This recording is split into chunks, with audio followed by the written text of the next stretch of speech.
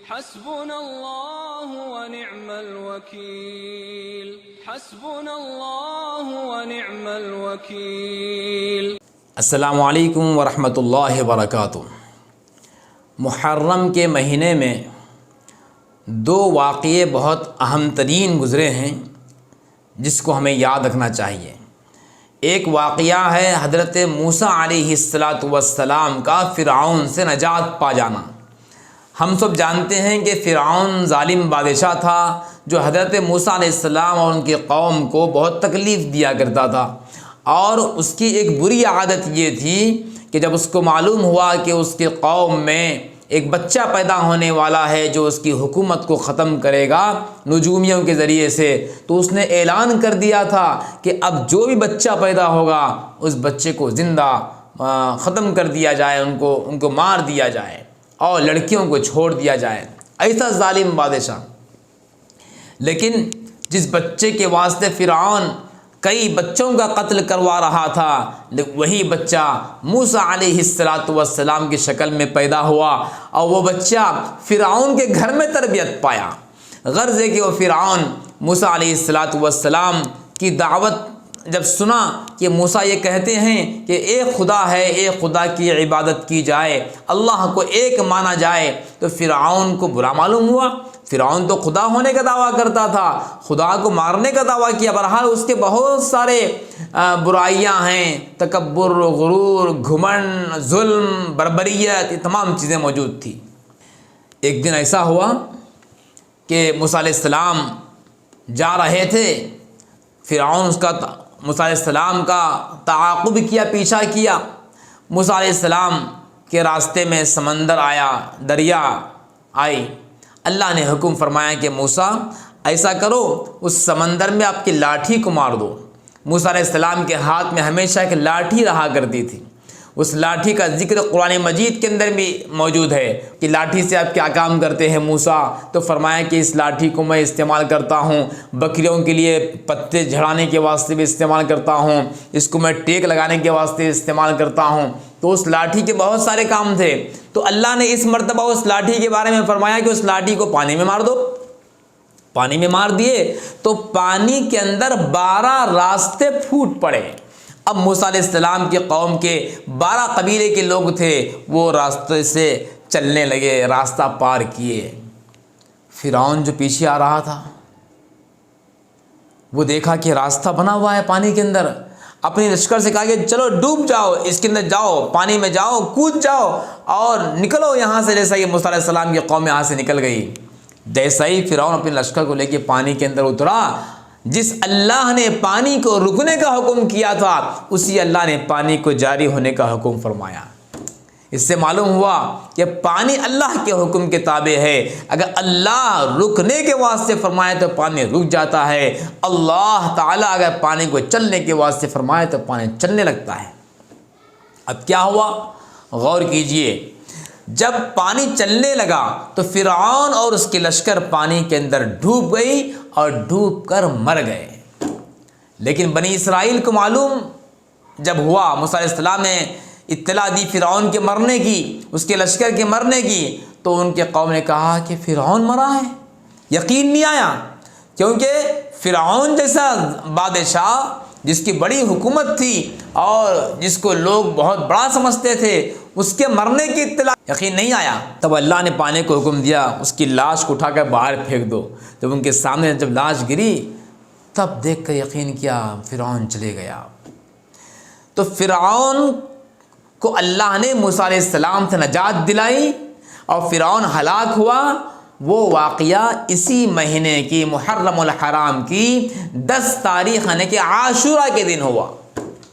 اسی لیے جب حضور صلی اللہ علیہ وسلم مدینہ منورہ تشریف لائے تو یہودی روزہ رکھتے تھے۔ آپ پوچھے کیا بات ہے، روزہ کیوں رکھتے ہیں؟ تو انہوں نے کہا کہ ہماری قوم کو اللہ نے اسی دن فرعون سے نجات دلائی، اس لیے ہم اس کے شکرانے میں روزہ رکھتے ہیں۔ تو آپ نے فرمایا کہ ہم بھی زیادہ حق رکھتے ہیں کہ موسیٰ علیہ السلام کو جب اللہ نے نجات دلائی تو ہم بھی روزہ رکھیں گے۔ آپ بھی روزہ رکھنے لگے۔ پھر قریش کے لوگ، مکہ مکرمہ کے اندر قریشی بھی اس دن روزہ رکھتے تھے۔ جب آقا کو معلوم ہوا کہ کیا بات ہے، آپ لوگ کیوں روزہ رکھتے ہیں؟ تو انہوں نے کہا کہ اس دن ہم لوگ خانہ کعبہ کے غلاف کو چینج کرتے ہیں، تبدیل کرتے ہیں، لہٰذا ہم یہ چاہتے ہیں کہ جب ہم غلاف کعبہ کو جب ہم بدلیں تو اس دن روزے کی حالت میں رہیں۔ تو آپ فرمائیں کہ ٹھیک ہے، ہم بھی روزہ رکھتے ہیں۔ اس کے بعد آپ صلی اللہ علیہ وسلم نے ایک مرتبہ ارشاد فرمایا، جس وقت آپ دنیا سے تشریف لے جا رہے، اس سے 1 سال پہلے کی بات ہے، آپ نے ارشاد فرمایا کہ آپ لوگ بھی روزہ رکھو، میں بھی روزہ رکھتا ہوں۔ لیکن آپ نے ارشاد فرمایا کہ دیکھو یہ رمضان کا جو روزہ ہے نا، رمضان کا روزہ فرض ہونے سے پہلے یہ عاشورے کا روزہ تھا، اب رمضان کے روزے فرض ہو گئے ہیں، اب یہ روزہ نفل کے درجے میں ہو گیا ہے، سنت کے درجے میں ہو گیا ہے۔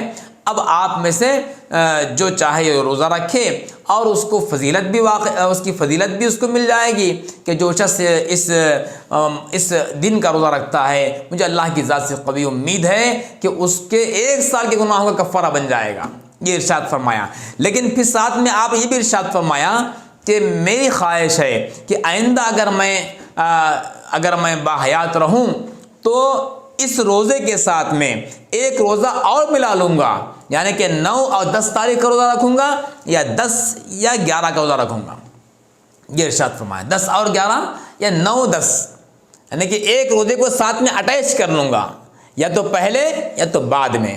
پہلے اٹیچ کر لیں گے تو 9 10 کا روزہ ہو جائے گا، بعد میں اٹیچ کر لیں گے تو 10 اور 11 کا روزہ۔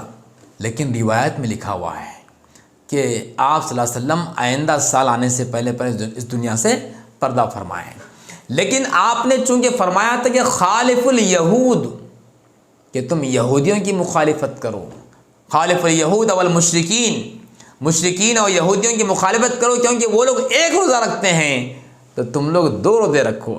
لہذا آپ کی خواہش بھی تھی اور یہودیوں سے مخالفت کرنے کا بھی حکم دیا گیا تھا، اس لیے ہم بھی اگر 2 دن کا روزہ اگر رکھیں تو زیادہ ثواب کا باعث ہے۔ بس یہ ایک واقعہ تھا جو بہت ہی اہم ترین واقعہ ہے تاریخ کا۔